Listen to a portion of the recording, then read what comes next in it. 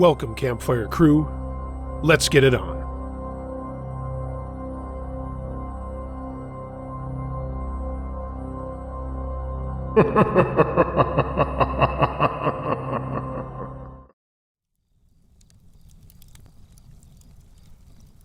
Disturbing an Apartment by Cat12444.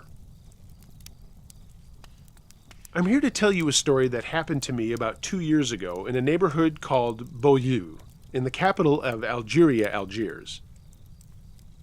I'll start with a background story. In 2015, my family and I moved out of the apartment we lived in for nearly 18 years to a much bigger, newly built house. The apartment was in a closed neighborhood where only families of army officials lived. There were 3 very old buildings that were built by France during the Revolutionary War, and from what I heard all my life from the elders, whatever happened there then and during the Civil War of the 90s was not pretty. Now, since I graduated from high school right before we moved, and since I was accepted to a university that was just 10 minutes away from the apartment, my parents decided to keep it, so my mother and I would spend the night there whenever we were too tired to drive for the over-hour drive to our new house. I had 3 days a week when I would finish classes at 6 p.m. at night or start classes at 8 a.m. So my mom reckoned it would be better to stay in our apartment, which I didn't mind at all, seeing as I was a bit sad and bitter about moving away from my friends and childhood memories. Around 2 months into my first semester, we got used to that routine, spending 3 nights in the apartment and 4 in the new house. Nothing seemed weird until the family that lived below us suddenly moved out. I knew that family since forever, and the middle daughter and son were both very close to me.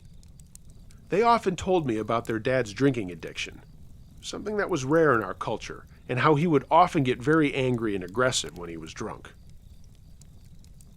With thin walls, I didn't need them to tell me more about it. I could pretty much hear the screaming and banging all the time. They spoke a different language, so I never knew what he was yelling about, only recognizing a few curse words I learned from my friends. But I remember clearly that one time I asked the daughter, and she replied with, "He keeps asking someone to stop annoying him." One day, my mother and I were just relaxing on the only bed we'd left behind in the apartment when we heard a noise downstairs. Gossip was a big thing in such a small neighborhood, so it didn't take long for us to hear that a couple were planning on moving into the apartment below since my friend's family moved away. Before settling down, they sent 2 workers to renovate the place inside. It was very old, and many things were broken, so it was understandable. And the workers weren't from the capital, so the couple let them spend the night inside the place until they could finish their work. On the first night, my mom and I couldn't sleep. We kept hearing doors slamming non-stop, and by slamming, I mean we could feel our own walls shaking with each slam. It went on for the next couple of nights we spent there, and when it was time for us to leave for our house, we told our security guard about it, and he promised to ask the workers to keep it down at night, as the other neighbors asked the same favor. When we came back the next week, the 2 workers came up and knocked on our door. They had apologized first before saying that we needed to know that it wasn't their fault. They explained that they wanted to sleep as much as we did, but the doors inside the apartment kept slamming on their own, and that they tried locking them, thinking that it was probably a breeze, but it didn't stop anything. They said it was too cold outside, so they decided to just pray until they fell asleep of exhaustion, and that terrified both my mom and I. We both heard many stories over the years from our neighbors, but the way these 2 strangers were looking at us, as if begging us to believe them and help somehow, honestly, it was very scary. That night, the same thing happened, as well as the next one, and the one after. By that time, I had huge circles under my eyes, just like everyone else, and I considered never coming back there just because university was close. But I didn't discuss it with my mom yet. Instead, I had some hope when the security guard asked the workers to literally put big nails on the doors and just leave one room open at a time alongside the bathroom. After this, my mom and I left to our home feeling a little bit better. Except it didn't work. Apparently, on that same night, the workers said that they were about to sleep when they heard the sound of metallic objects hitting the ground one by one. The slamming resumed, and they were about to go crazy. They ended up dragging their mattresses to the staircase and sleeping out there in the cold. And the next morning, they went inside to continue working, when they froze. They found a pair of pink boots belonging to a little girl put in the middle of the room that they had been sleeping in. They knew for a fact that the whole place was empty, as the previous family took everything with them. So that was it. They decided to take their tools and leave, letting the couple know that they couldn't deal with it anymore. The next week, when my mom and I came back, and after hearing about what had happened, our hopes were crushed. I went to class feeling sick, and my mom left to do some shopping. That night I came back home around 6:15 p.m. and called my mom to see where she was. And she said she was caught in traffic and would be back with dinner ASAP. So I opened my laptop and started watching videos, keeping a couple of lights on since it was starting to get dark outside. The first thing I heard was the kitchen window open. My heart almost leaped out of my throat, but it was normal since the window couldn't hold well anymore unless a lot of strength was applied to close it, so I immediately ran to do that. The second thing I heard was my mom's headphones falling from the top of a wooden shelf to the floor and making me jump. At this point, I was sure it was not because of the wind, so I grabbed my phone and texted my best friend. He's someone who believes in ghosts but is never afraid of them, and he was the first person I thought of to call. As expected, he started making fun of me for being a chicken, but when I heard a bang from another room and voice called him with a shaky voice, he understood that I wasn't okay. He instructed me to open the balcony door and stay close to it so I wouldn't hear a lot of sounds and echo from inside. I put on my jacket and did so, but things kept falling inside, and I was just shaking with fright. I didn't want to tell my mom since there was no point of scaring her when she was stuck in traffic and couldn't come home right away, so I just stayed on the phone with my best friend. Then, my laptop suddenly shut closed, and I jumped since it was really close to me, and I started crying. Whatever it was that was causing this was in the room with me. I wanted to go out on the balcony, but decided against it. I mean, what if it tried to throw me off the building? I wasn't planning on dying anytime soon. When I started hearing banging on the walls around me, I screamed and slid to the floor, sobbing into the phone. And I guess the neighbors on the same floor heard me and came running to my door. I could hear their voices calling for me, and my mom, but I was too terrified to move and open the door. A few minutes later, the banging suddenly stopped, and I heard the door unlock, and in came my mom running to my side, telling me that it was okay and that she was there now. I was still clutching onto the phone so hard, she had a hard time taking it away from me, reassuring my best friend that I was fine and that I would call when I felt better. My mom took me home that night, not uttering a single word about what had happened. I know she wanted to ask what had happened, but I was too out of it to talk. My dad went back to the apartment the next day to bring what was left of our things, and I eavesdropped on him telling my mom that the neighbors were still hearing the doors slam at night, and that they were bringing a Reiki, which is a Muslim man who uses the Quran to chase evil presences away, to take care of the disturbing matters. I went back to that place months later during the day to say a final silent goodbye since I was moving out of the country. At first I was scared, but I figured I might as well see the place I grew up in one last time before we gave the key to somebody else. No one told me what really happened after, or if it stopped at all, but when I was walking back to my car, I looked up at one spot where I used to spend a lot of time with my friends, and I remembered that time I asked my friend what her father was always yelling about when he was drunk. I remembered how she replied with, "He keeps asking someone to stop annoying him," and I stopped in my tracks. It couldn't be a coincidence. Her dad must have been that ghost's first victim.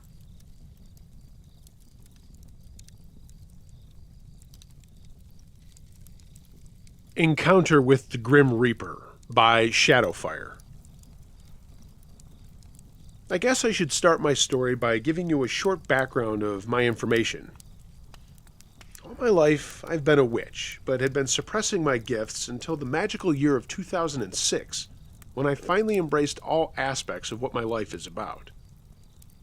As a young child, I always had the gift of seeing deceased people and things that were never human at all.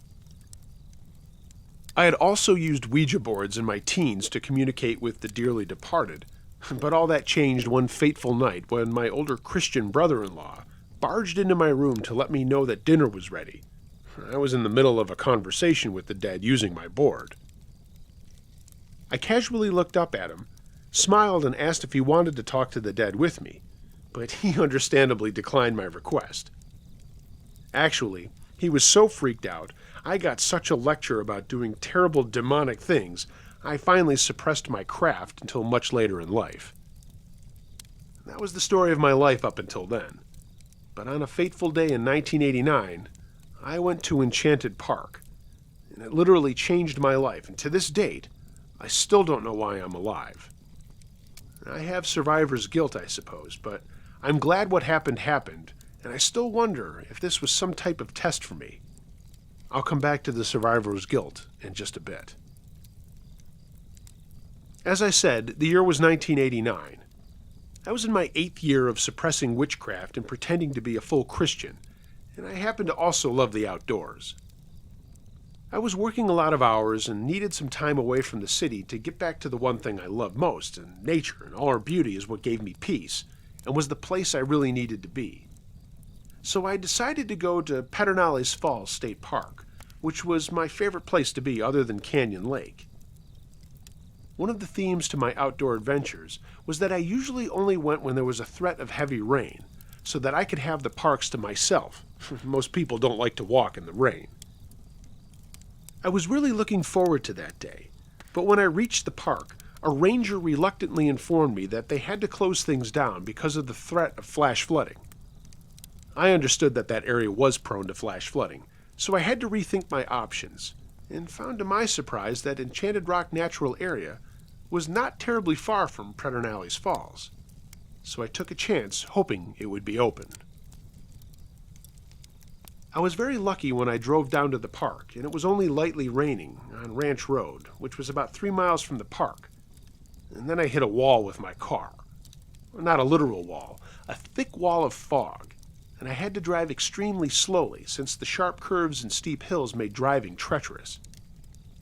It was around 10 in the morning, but the fog was so thick it seemed like it was twilight, which did make me feel uneasy.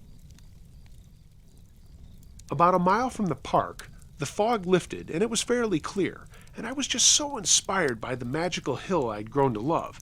Enchanted Rock stands out from all the other hills of the area, because it looks like a bald mountain with trees only around its base. I checked in with the ranger there, and luckily he said that the park was still open, but to be very careful because the trails were wet and slippery from the light drizzle and fog that had come in. I thanked him, drove my car to the final outpost of civilization, which was the parking lot to the trailhead. As I was heading to the mountain, I kept seeing all kinds of warning signs that technical climbers needed to sign a waiver before proceeding forth. I suppose those warnings should have been a foreshadowing of things to come, but I wasn't planning on climbing around any of those technical areas. I just wanted the safest way to the top so I could lose myself in nature for a bit. Oh man, I just loved being on that massive billion-year-old rock. It was really like a humbling feeling that my presence there would only be a blink of existence in the chapter of the rock's history, and I continued climbing on the safe section of the hill, enjoying myself. When I was halfway up the hill, I noticed that the fog I had driven through was starting to arrive in the area, and the few park buildings below were fading into and out of view as I continued my ascent on this incredible hill. It was strange, as the buildings faded out of view and then came back. Time seemed to get distorted for me, and I seemed like I was going back in time with every step I took. It almost felt like I was somehow transported back to the middle 1800s, with all traces of the buildings erased from the fog. It was then that I saw something that startled me. In the distance, I noticed that Native American elders were dancing in a circle, and they seemed happy, but they didn't notice me. It was a vision, but it was a strong vision, and one I hadn't had in such a long time, since I had suppressed my craft. I was just trying to make sense of it all, and I waited for the vision to pass so I could continue my climb. Before I made it to the top of the hill, I did slip on the wet rocks, but nothing serious, just an embarrassing fall that I was glad no one saw. Honestly, I was very lucky because I seemed to be the only one on the mountain. There were a few other guests staying in their RVs below, but I suppose the drizzle and fog kept them from exploring that day. Again, I was happy. I had the whole mountain to myself. But at the same time, I didn't really know. Perhaps the vision of the Indians should have concerned me, but I'm also a Christian as well as a witch, so things really didn't bother me too much. But I would like to mention, whenever I try to become involved with my Indian ways, I am 27% Native American, I always ended up in extremely dangerous situations, almost as if I was cursed. I never understood why, because I love and am very proud of my Native American heritage. It just seems that bad things seem to happen when I try to get in touch with that heritage, and I felt like danger was approaching me. I finally made it to the top of the mountain, and it felt like I went back to prehistoric times. I imagined I was a fat, contented lizard sunbathing on top of this wonderful rock. It felt really good to be on the mountain, and I felt like I belonged out there. But then suddenly, for some reason, I got another feeling, like I was transporting through time from the early prehistorics to the 1800s. I climbed around a high area of the rock when I saw a vision of a settler pointing his rifle at me. And it startled me, but the vision quickly faded, and I kept wondering what strange forces were around me to cause me to have such strange visions. This might sound silly to some, but one of the things that I loved to do back then was collect water. I would always try to collect 10 ounces of water all over the world I traveled in, and I even had water that I had collected from the top of Pikes Peak in Colorado Springs. With all the rain and drizzle that had happened around Enchanted Park, I was lucky to find ample pools of water from the craters, so I collected 10 ounces of what precious water I thought it was, and then traded it with 10 ounces of my own precious drinking water, because I felt that it was only fair to give an even trade with the mountain. It was now around 1 p.m., and the fog had just rolled in from the east and was consuming the mountain. The fog became so thick that I couldn't see my hand in front of me. It was that bad, and any trace of daylight was lost. And now I had a very eerie feeling, even for a supposed witch. Well, I want you to know that I'm fairly good at navigation, and even traveled in the dark primitive areas of Pedernales Falls with no trouble. But this fog was so bad, I quickly lost my bearings. I was just wondering, was it the water I was taking from the mountain? Was that somehow related to the trouble I was now getting into? I attempted to get water 3 times from this area on other visits, and out of the hundreds of water samples I collected from other areas around the world, the only ones that broke were from this mountain. I'm about to tell you why. I was terribly lost as I was trying to find my way back to the safe descent of the hill. But the more I walked, the steeper the trail got. The trail was getting so steep that I had to use all 4 points of my body to keep from falling, my hands and feet. The rocks were slippery, and that wasn't helping. It was getting so bad that I had to move 1 foot, then the other, then a hand, then the other hand, just to move a foot ahead. It was that terrible. I knew I was in danger, but I think the scariest part was wondering how high I was, and if I slipped, would I fall just a couple of feet, or hundreds if I lost my grip. With the fog, I just didn't have a clue. It didn't take long for my question to be answered, because it seemed more supernatural things were happening to me. Out of nowhere, the fog again completely cleared away, and I was able to see my fate. I was right on the edge of an extremely steep cliff. If I lost my grip there, I was going to fall about 100 feet below, and it seemed like I was 20 feet from the top of the hill. I wondered how in the world I didn't fall from such a steep angle. There was absolutely no way I could have made it to this edge without falling, and wondered how I made it there all on my own. I had been in sketchy situations before.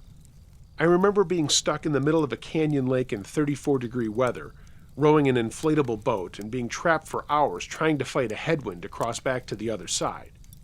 And I even had a similar experience in Guam when I was admiring an incredibly beautiful waterfall, and I had slipped and slid near the edge of a 100-foot crevice.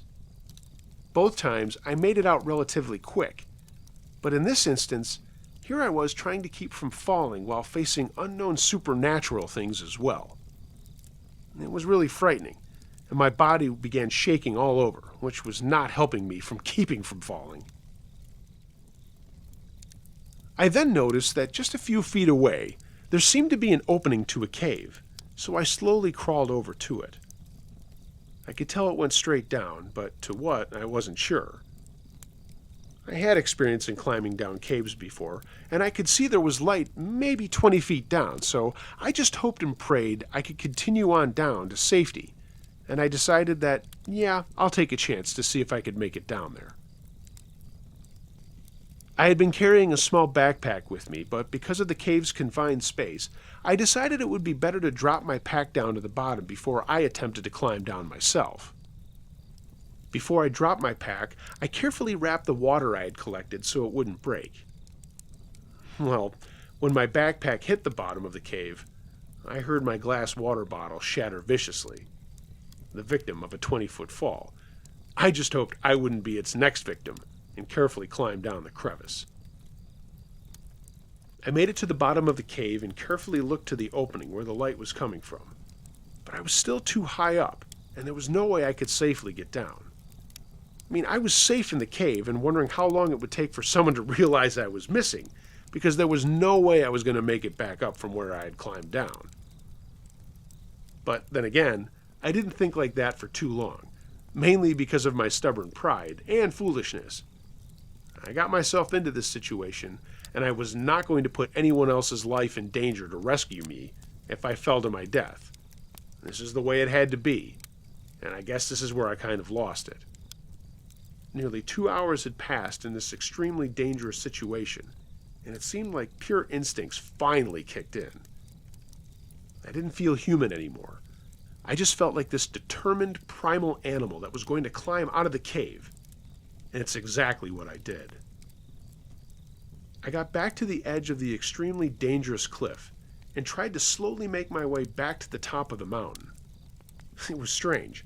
I had to climb up to get to safety so that I could get to the other side where the slopes were gentle.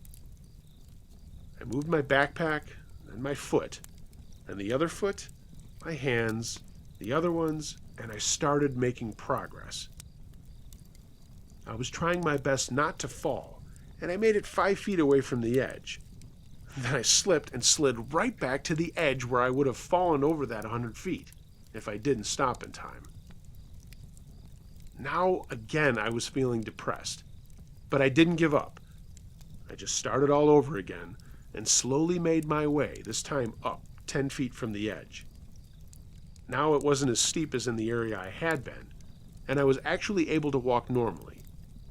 I just found my way up, got another 20 feet, and kept on moving. To this day, I don't know how I kept from falling in this area. It was almost as if the fog had transported me to the most dangerous area of the mountain, where I had to do this on my own. I had to find my own way back, and that was my lesson for the day. And that's when I saw it. The scariest thing I have ever seen in my life. It looked like there was a dark angel that was flying above me. I couldn't see its face, but it felt like death, like there was a skeleton in a black robe, and it looked over me for a few seconds and then flew away as fast as it arrived. And I never saw it again, thankfully. I don't know what that thing was. I've seen non-human spirits before, but nothing like that. It almost reminded me of the Grim Reaper. The only problem was that I've always believed those things were just legends and never existed. Now, I'm not so sure. Other than the visions of the Indians, the settler pointing his rifle at me, and the dark angel that crept up on me and flew overhead, I only had one problem to face. I now had to find a way to jump 20 feet straight up to safety, because where I had crawled to, there was no way to get up farther on the edge, and if I didn't make this one, I would fall to my death. Up to this point, my backpack kept me alive because it made me slow down to keep from running at the wrong time. But now I had to run. I had a few feet that I could get some speed, and I prayed that if I did jump, my momentum would help me get over, and I would actually find my way out of this. I didn't have a choice. I could wait there and die, or I could move on. I decided to go for it with all my might, and I ran as if my life depended on it. I got to the wall and jumped with all the force that I had. I only made it up 10 feet. I was 10 feet short, and suddenly got a feeling that my life was over. But instead of falling to my death, something so incredible happened. It was the most bizarre and supernatural thing I have ever experienced in my entire life. It felt as if something was pushing me up the wall, and it felt like I had just flown the last 10 feet I needed to get to safety. It was the most impossible thing I've ever experienced, and I understand that people hearing this won't believe me, but it happened. It somehow miraculously happened, and I made it to the top of that mountain, got over the side, and I'm alive and well. It was such a relief to be at the top of the mountain again, where I could finally go to the other side to safety. But the fog had cleared, and I was able to get my bearings and get to the easy, safe trail and back to my car. I was so relieved and happy. I don't remember what I was singing, but I was singing something gently as I made my way down the mountain. I was happy, but extremely sore. I guess my muscles knew it was safe to complain to me now after that tremendous pressure and agony I had put them through. I was so sore from my ordeal, I went to the showers the camp brochure said were awesome, warm, and inviting. But when I got there, only cold water came out, so I thought I'm going to skip this and just get out and go home.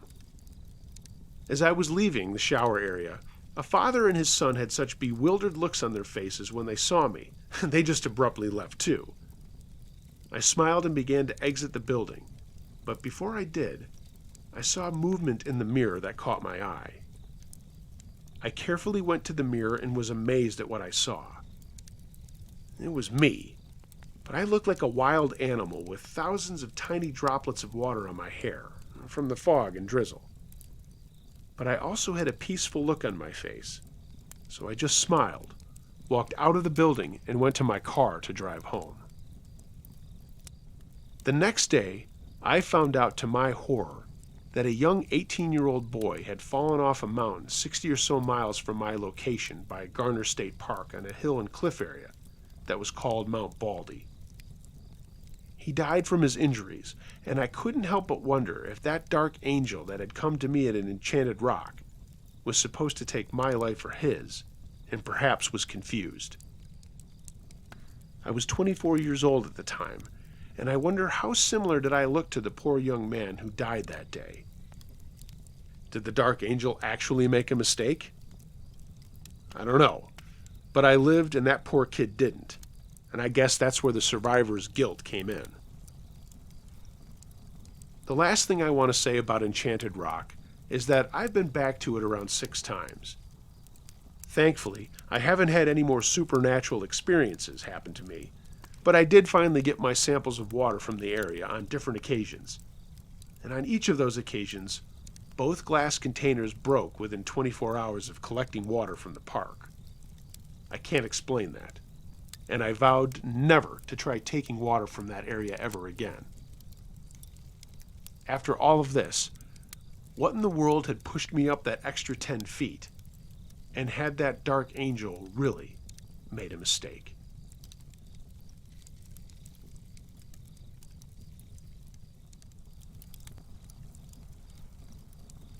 The Highway Guardians, submitted by Racer X. This story took place somewhere in Texas back in the late 70s, early 80s, and it's about a female friend of my mother's. For this story, we'll use the name Janet. Janet, mother of two, was 5'4", hair down to her waistline, who taught ballet and would do anything for anyone. One day, Janet was driving on a highway in her little four-door Renault when all of a sudden she noticed a full-size four-door dark sedan coming up behind her pretty quickly. She didn't really worry about it until the dark car drove up on the left side of her, and two guys, looking to be in their early 20s, were hanging out the front and back passenger windows, hooting and hollering. Janet decided to ignore them, figuring they'd get bored and move on, so she just kept looking straight ahead. Unfortunately, they didn't get the hint and kept on harassing Janet. She still didn't worry until the dark car tried to run her off the road. Janet swerved to avoid contact and then sped up, but her little four-door was no match for outrunning the full-size dark car, which had to have had a V8. The dark car then sped up and whipped in front of her and started to slow down, causing her to brake hard, but she swerved to the left, flooring it once again. Again, the dark car kept even. This time, Janet could see the driver and another guy hanging out the window yelling at her while inching the dark car closer towards hers. By this time, Janet had had enough. She started having all these bad scenarios flow through her head. What would happen if these crazy people managed to get her off the road? She needed help, and since cell phones were not an option, added to the fact that she felt there was no way to reach a police station, she reached for what most drivers had back then: a CB. For those who remember anyone who had a CB, they'd also remember that everyone who used them had a handle, or a screen name for those who are not familiar with the CB. I'm not sure what her handle was, so we'll just call her the little lady. Janet grabbed the CB and said in a soft voice, even though she was freaking out, "This is the little lady out on so-and-so highway. I'm in a bit of trouble. There's a car full of rough boys trying to force me off the road to do God knows what. Is there anyone out there who can help a little lady in distress?" Janet said that it seemed like less than a minute when, out of nowhere, 4 big rigs came rumbling up behind her and the harassing vehicle, following it by a voice coming over her CB saying, "This is Gunsmoke." Not really sure if that was his handle. "Some friends and I are coming up on your back door to take care of your problem." With that, 2 of the rigs drove on each side of Janet's car, while the other 2 flew up, blaring their horns, riding the rough boys' ass, and then followed up by cutting them off left and right, one rig nearly bumping into their back bumper and forcing them to the shoulder of the highway multiple times. When the rough boys' car tried to slow down, the other 2 Guardian rigs were there to continue to put the fear of God in them. This went on for several miles until an exit only was coming up on the right. And when I say an exit only, I mean you could only exit the highway there, and you could not get back on. One of the rigs was in the lane, knowing that the rough boys might try and exit.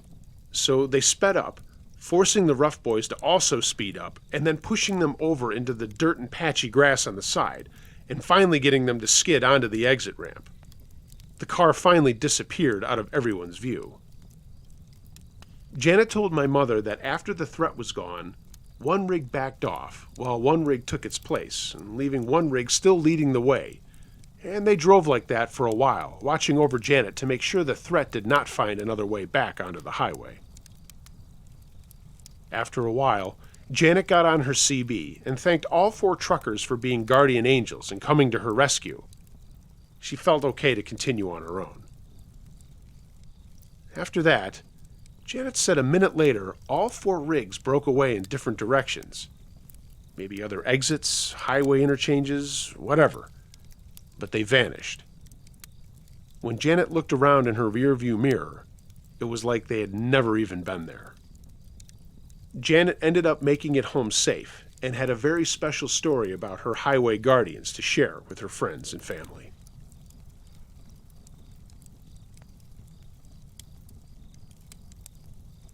My Bigfoot Story, submitted by Timothy Scott Couch. I'm from the beautiful Green Mountains of southeast Kentucky. Our small town is surrounded by miles and miles of thick, unsettled land, some places men probably have never even seen. As an outdoorsman growing up, I spent a lot of my time digging roots, hunting, and fishing. I consider myself pretty smart when it comes to wildlife, but there was nothing like I'd ever seen the day I saw what I saw. The sun was shining through the trees, and it was a beautiful summer day. Me and my uncle and cousin had decided to hike about 20 miles in some virgin land to go after some ginseng, or sanjing as we call it out back in the mountains. We had reached our destination and spread out, all within eyesight, up and down the hill, combing the area for any nice old four-prongs, digging a few here and there. When you're in the mountains, you have to learn to be aware, listen more, speak rarely, notice everything. If not, the rattlesnake, mountain lions, bears, or copperheads might find you first. I kept noticing my uncle looking back over his shoulder every few minutes and thought it odd, but decided not to mention it until we were closer together. After a while, my ears started hearing faint sounds as if something walking close by was there, but staying out of view. That crunching, and then a few limbs cracking. I was super aware something wasn't right when my uncle waved us all together for lunchtime. We sat and ate our sandwiches and drank some water, comparing the amount of roots we had each dug, and it had been a good day so far. We knew it was going to get better. We must have hit a honey hole where no one had ever been in a long, long time. Suddenly, my uncle looked behind us and was scanning the ground. I heard it too, that thumping again, like two trees hitting each other. "Have you heard it following us?" he asked. "Yeah," I said. "I've been listening to it. I wonder what it is." "Maybe a bear or a big cat," he said. "Well, let's be careful." We loaded up and headed deeper up into the mountains. The ginseng we were finding was now in big bunches everywhere we looked. I had just spotted one up ahead. We had gotten a bit separated, filling our pockets, but we all knew how to handle ourselves and how to call for help if needed. We used bird calls or bird whistles that drew less attention if we spotted other people ginsenging in our area. We would turn back because not everyone you meet 20 miles back in the mountains are nice, and everyone carries a gun out there. So as I was making my way to this monster root, a smell hit my nose. It was familiar. It was death. Probably a deer that had been shot and wandered off to die, I figured. So I made my way to the smell as it got stronger and stronger, and it was almost unbearable. I noticed the rest of my group were heading in the same direction. The smell must have caught their attention as well. What I walked up on first was a dog, probably wild. Its jaws had been ripped loose at the hinges. Nothing much gone from the carcass, and it was no more than a few weeks old. I had never seen something like this before. Usually nature takes care of itself, and food is eaten. But this was different. From the first corpse I saw, I could see another, fresher corpse, not decomposed at all, and I made my way over to it, fearing we had come upon a bear kill site. It was a deer, a doe, probably 200 pounds. Its neck was broken up under its body, and none of it was fed upon. It looked like another sport kill for something. Whatever it was clearly territorial, and I realized I was in its home now. I heard a whistle, and I knew that meant to move my ass and find the group. They were close by, maybe 20 yards ahead of me, and I made my way to them as quickly as I could. "Look here," they said. The whole area for about 200 feet in front of us was clear. No shrubs, maybe some small trees broken down, and the ground was bare. There were no weeds or anything at all. Nothing, that is, except another 12 to 15 dead animals, maybe even more. They were all lying around everywhere, almost like decorations. A Rottweiler, maybe 150 pounds, solid black, laid there, fresh. It looked like something had just picked it up and snapped it over its knee, breaking its spine and neck. Several of the other animals were fresh, and many of them were decaying, a few simply just pounds on the ground. Whatever we had stumbled on had been there for a while, and we knew that we had not been invited. That thumping sound came again, but now it was a lot closer. My uncle looked at me with a mix of fear and confusion in his eyes and said, "Let's go." We turned down the hill and were walking as fast as we could, but you could still hear those footsteps coming behind us. It was following. My uncle looked back and then picked up the pace, and we were almost running now down the hill, back in the direction of safety from this unseen killer. We made it home late that evening and sat around over a cup of hot coffee discussing what we had found and what we had seen. We all agreed none of us had ever seen anything like it.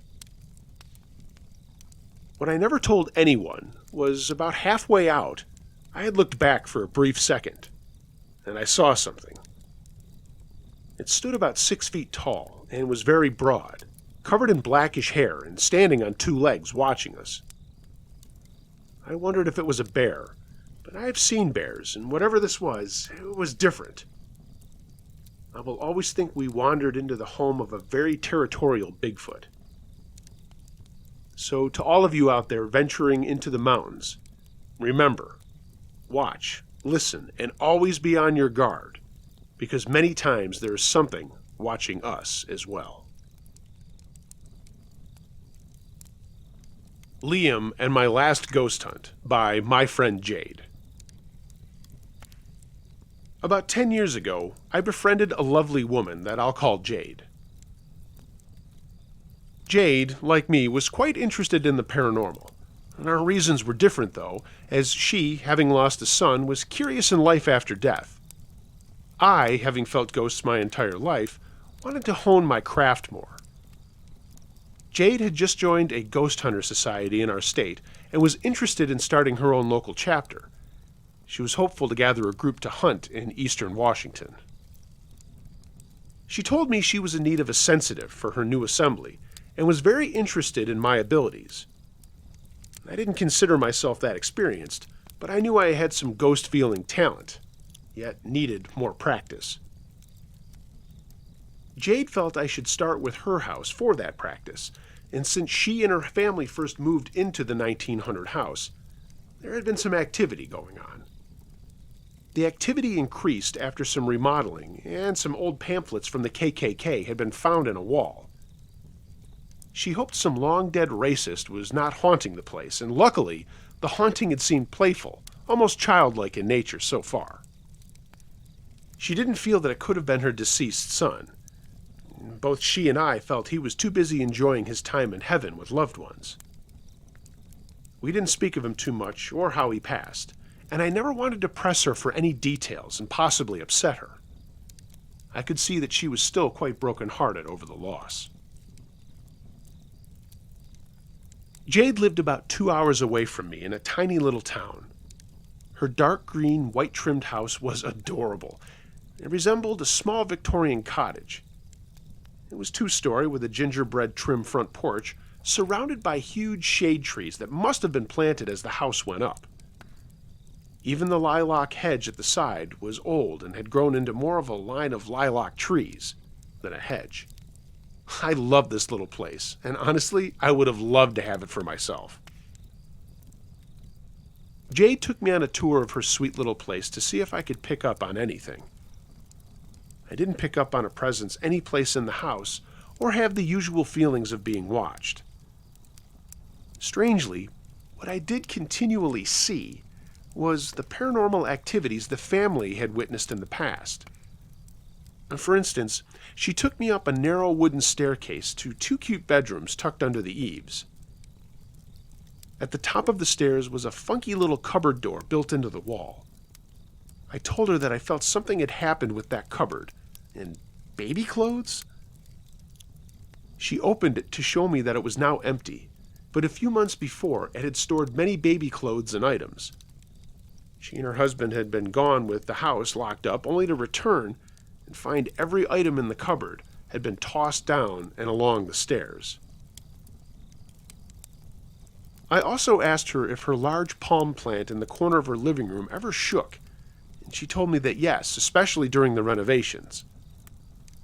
I just knew that the kitchen had been added on, and a spirit at one time had been seen walking out a back door that was no longer there. Jade confirmed that yes, her husband had seen a person walk through the back wall too. As I walked around the house, I could see used smudge bundles around and knew that she had been cleansing. I thought that the renovation had stirred up a few souls, but honestly seemed gone now. Hopefully, the KKK pamphlet left in the wall was to hide it away at some time long ago. Personally, I thought they should have burned it. Blah, bigots, who needs them? We decided to go ahead and take a walk around the yard and garden. I just sensed old growth and beauty. I pointed out some heirloom flowers that she didn't know she had. I love to garden. And I admired the large trees and lilac hedge up close. We walked along the front of the house, and then I started up a side driveway that ended at the back of the house. Jade was following me, and as I got halfway up the driveway, it hit me. A pain in my chest that was crippling, a heartbreaking emotion that overcame me and still makes me cry when I think of it to this day. My hands immediately went to my heart, and I began to sob. These were overpowering sobs that I have never experienced in my life, and all I could mutter was, "What happened here?" I turned and saw Jade standing behind me, also sobbing. "I'm so sorry," she choked out. "I'm so sorry. I didn't think you would pick this up." She took a deep breath and continued. "And this is where Liam died." Liam, her son. I ran to her and held her in that driveway, both of us with tears streaming down our faces. She was trying to apologize to me, but I wanted so badly to comfort her. I couldn't tell at that point if the pain I was feeling was his physical pain at the time of his death, or her agonizing heartbreak. The poor woman had me walk back to the house, sat me down and gave me a beer and a cigarette. Shut it. Don't judge the emotionally wrecked psychic at this point. She explained to me that a few years earlier, Liam's baby brother was in a parked car in the driveway, and it began to roll backwards down the drive. Liam, the ever-protective older brother, ran behind the car trying to stop it. It hit him, and he was killed instantly. We both sat and gathered our thoughts and emotions for a while. I assured her that Liam was not earthbound, but the event must have left an impression there that I was not prepared to feel, but still did. I didn't even know I had the ability to feel something like that.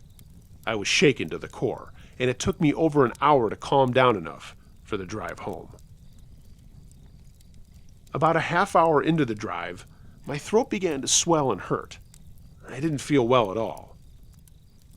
I pulled over to call my best friend to just tell her that I was on my way home and that everything was okay. I knew that she'd always been worried about me and my hunting for ghosties. But when she picked up the phone and I tried to talk, I found I had lost my voice. Only horsey squeaks came out, and it took me a few attempts to finally get her to understand that it was me and that I was fine, but I was obviously coming down with something. I made it home and proceeded to get so ill. It was one of the worst and only cases of bronchitis I have ever experienced. My chest burned, and I could not speak for 2 weeks. It took a lot of antibiotics to recover. I know now that the cause of little Liam's death was a sudden large tear in his heart muscle. I just don't know if I was sick from feeling his pain or the pain of his mother's loss. Maybe I just didn't know what I was getting into. After that ordeal, it was pretty easy for me to decide that that was going to be my last ghost hunt. The Creep in the Parking Lot by Spooky Red. So, this happened about 5 years ago when I was 9 months pregnant. I was Christmas shopping at the mall with my then 7 and 15-year-old daughters one Saturday night in a very safe city with a very low crime rate. There was an Applebee's connected to the mall, and we ended our shopping pretty late. The mall stores were starting to close, so I took my kids to the connected Applebee's for a late dinner. We finished up eating around 10 p.m., and then left out of the Applebee's entrance into the practically deserted parking lot with shopping bags in tow.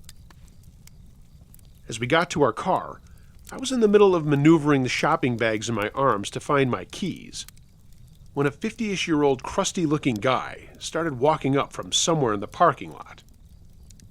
He had shaggy gray-white hair and was wearing a faded flannel shirt and old jeans. I noticed him briskly approaching, and when he was about 40 feet away, he said, "This is a stick-up. Give me all your money." My blood ran cold, and I stared at him owlishly and shakingly said, "What?" He then said he was just kidding, and came up and stood right next to my daughters, who were standing on the other side of the car waiting for me to unlock it to let them in.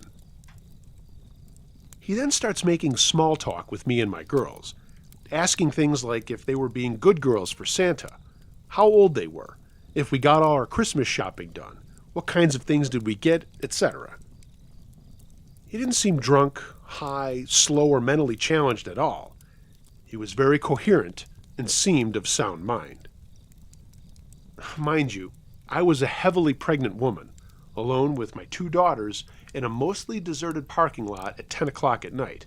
I was now being approached by a stranger who came and stood right next to my kids on the other side of the car, just shooting the breeze, talking to me and my kids with his hands in his pockets and occasionally looking over his shoulder. I didn't want to aggravate him, so I was politely conversing with him and trying to look calm and nonchalant while trying to disguise my frantic hands that were digging inside my giant purse for my car keys. This exchange went on for a couple of minutes while he periodically kept looking over his shoulder. I was silently panicking and trying again to be polite to keep the situation from escalating, being calm and nonchalantly talking to him while also trying in vain to find my damned car keys to get us out of there. They were in there hiding good. I felt that at any moment he was going to pull a knife or a gun or rob me, and my kids were right next to him, away from their mother on the other side of the car, and I couldn't find my fucking car keys to get my kids into the safety of the car. He kept trying to engage them in conversation, and I could see that my oldest daughter was a little weirded out. She kept glancing at me to gauge my assessment and reaction to the situation. Kids often tend not to recognize potential danger when they're with their parents, since they see us as protectors. And being that he was only talking and acting friendly, I was doing my best to stay calm, and they were both oblivious to the alarming situation we were in.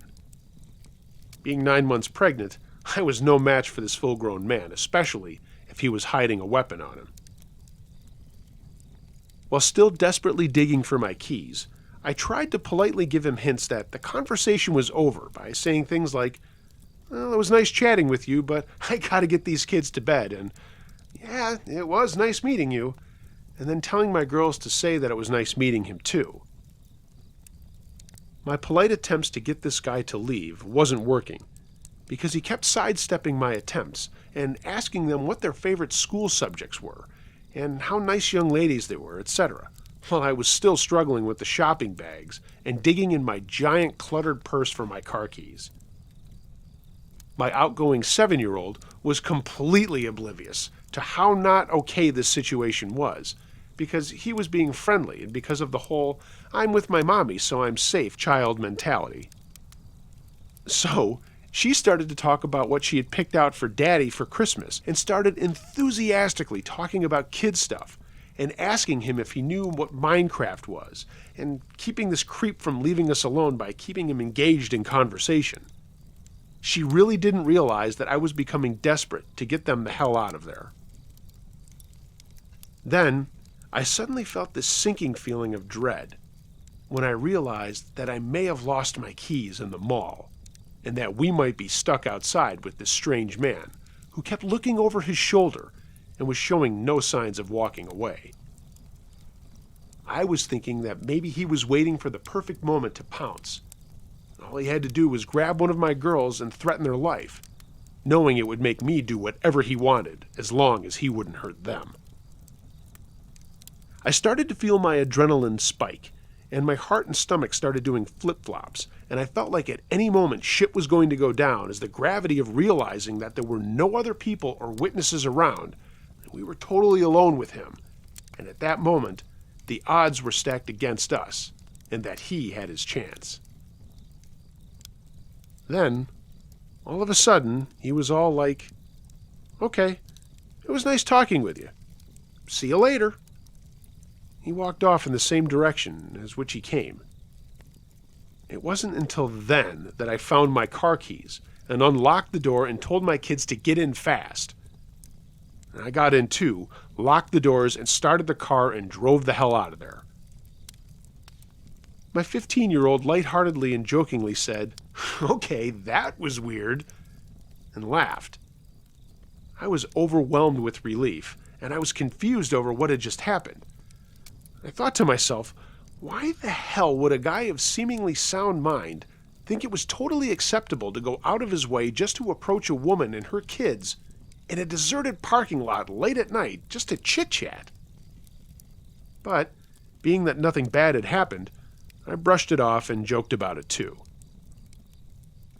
When we got home, my husband greeted us and asked how shopping went. I said it went well, and my 15-year-old told him what happened in the parking lot and how weird it was, and was kind of joking about it. I started joking too, saying how I was mentally having a panic attack while trying to look calm, and I started making fun of myself by telling my husband how I was attempting to inconspicuously rummage through my purse to find my car keys. My husband went completely white, and I acknowledged his horrified look of alarm. I assured them that, albeit creepy, the guy was just talking and eventually left on his own. Now, my father-in-law is a retired sheriff deputy, and my husband went through police academy training after graduating high school. He decided to go to business school instead of becoming a cop, but having that knowledge he gained from that, plus growing up with a cop for a dad, I found out why my husband looked absolutely horrified when I told him the details. What my husband told me completely rattled me to the bone. He told me that he was 100% sure that the reason why the guy was hanging around with us and chit-chatting was because he was waiting for me to unlock my car. And the reason why he was standing next to our kids was because once I unlocked the car and the kids started to get inside, he was most likely going to force himself into the car with the kids and hold a knife or a gun to them and gain leverage on me to force me to cooperate, knowing that I wouldn't abandon my kids, which would also force me to get into the car with them and then do whatever he wanted me to do. My thoughts were that most likely that would have been to drive to a remote location to do God knows what, and being that he wasn't wearing a mask, suggested that his intentions were also to leave no witnesses to identify him. I then remembered that he was positioned by the backseat passenger door where my 7-year-old was standing by waiting to get in. My husband then told me that the most likely reason why the guy ended up leaving was because it took me so long to find my car keys, and the longer that it took, the more anxious and spooked it made him. And that whole time, I was desperate to find my car keys, but through some sort of divine intervention, they stayed hidden in my purse, thus saving us from potentially being abducted.